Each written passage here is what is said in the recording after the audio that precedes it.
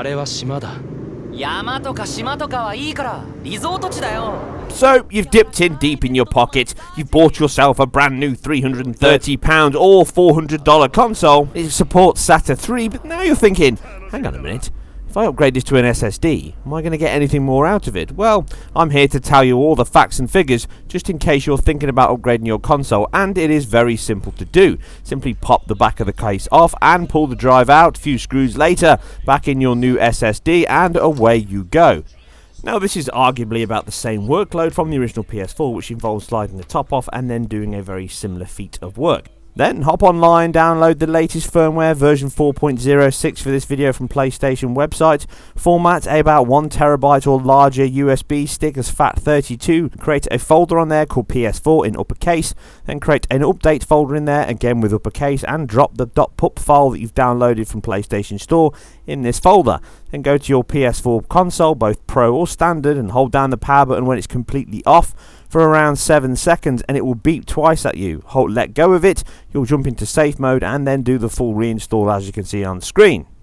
Once you've done that, you're left with your new SSD or whatever drive you choose. So for comparison here, I'm running the standard PS4 base machine on a 7200 RPM SSHD, and then the stock 5400 RPM drive that comes with the Pro.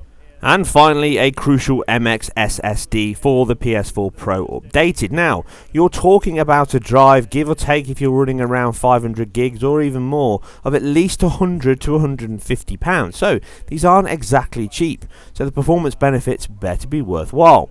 To get a good spread of titles, this will be a 5-game test that will cover one standard unpatched PS4 game on the Pro, and the rest will all be fully patched Pro games, which means you'll get all the full benefit of that SATA 3 update, which is most likely left standard and idle in the base PS4 mode. Now, I will have my review up soon of the PS4. You can read it all on the website already, but I haven't covered the video article yet, so if you do want to check that out, please check out the link below or on screen.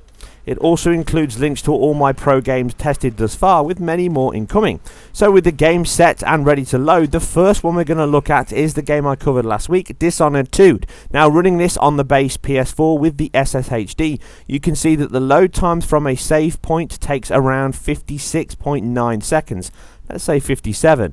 Now, on the base PS4 Pro with the standard hard drive, this comes in at 44 seconds, and the Pro with its updated SSD gives us 42, a whopping 1.5 second improvement over the stock model, even though the base model itself actually gets an improvement of 12.5 seconds. So this is 22% better than base, but only 3% over the standard drive on the SSD. That's £150, give or take, not very well spent.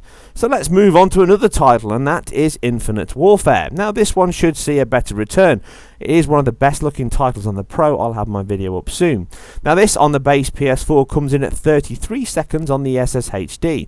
Most of the time you'll not see much benefit from the 7200 drive outside of the speed enhancements, but if you do play the same game over and over again, then SSHD will benefit from the cache drive rather than the spindle. Leaping to the Pro, we only see 1.6 seconds, 31.5, which is around 4% faster than the standard PS4.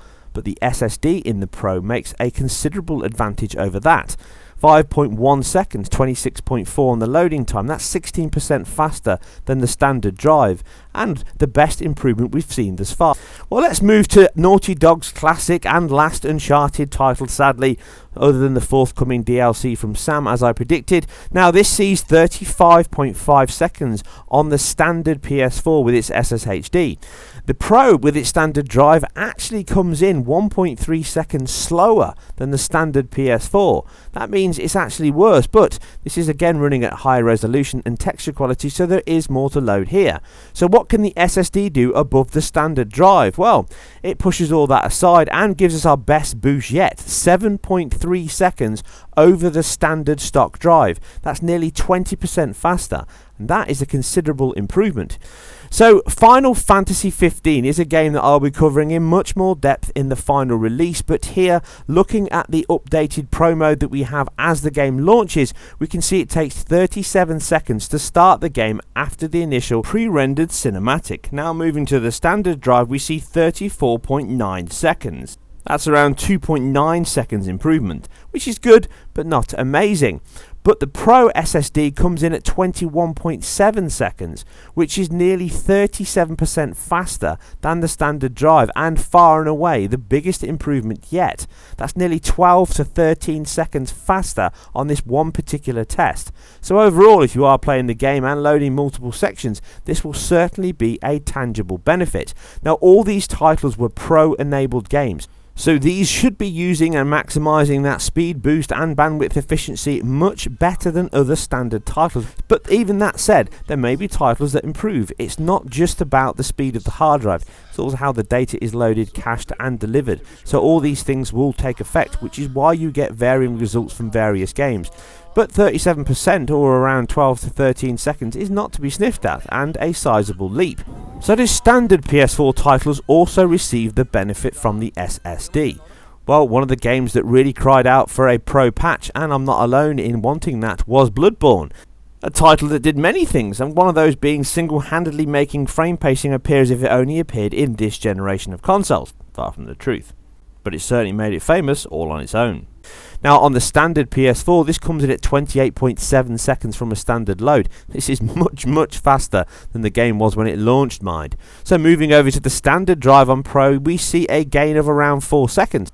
Just a little over 13%. But moving to the SSD, this is 18 seconds. That is faster, considerably faster in fact than the standard drive, to the tune of around 27%.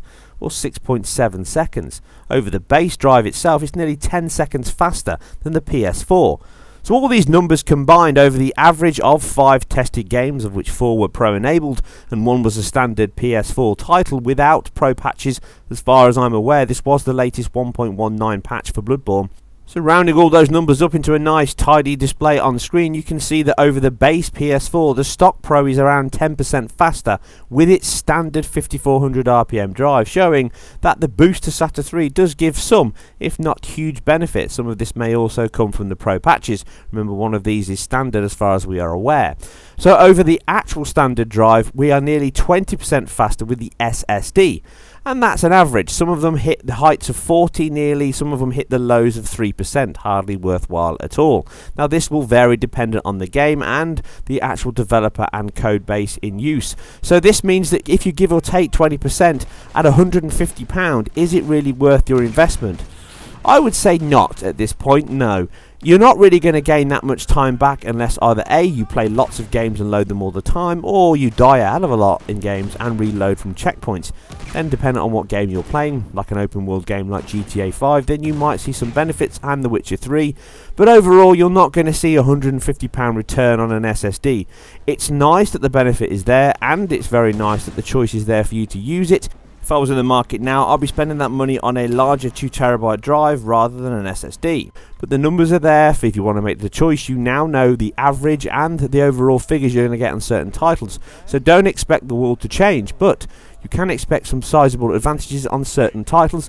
The choice, as they say, is entirely yours. Anyway, that's it for now. I'll be back later with much more Pro and other Xbox and PC titles incoming, so please check my website and subscribe if you enjoyed this or anything else. Please leave all your thoughts and feedback below. Visit the website for more information and follow me on Twitter. You guys and girls take care, and I'll see you on the next one. I'm gonna get a dog. Hey, we come out of this in one piece, I'll buy you the damn dog. Can I name it Victor? Sure.